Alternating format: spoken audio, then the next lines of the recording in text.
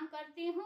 अगर आप लोगों को अच्छा लगे तो लाइक सब्सक्राइब शेयर जरूर कीजिएगा और बेल घंटी जरूर दबाइएगा। धन्यवाद।